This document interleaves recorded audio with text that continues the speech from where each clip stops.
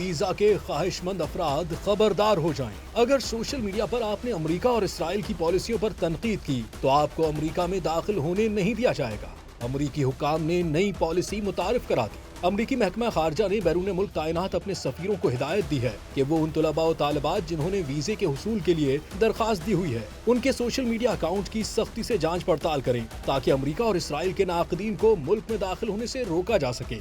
इस हवाले से अमरीकी महकमा खारजा के एक मुलाजिम ने मीडिया को बताया कि ये बात बिल्कुल वाज़ेह है कि इस इक़दाम का हदफ वो लोग हैं जो हालिया दिनों में फलस्तीन के हक में मुजाहिरों में शामिल हुए थे।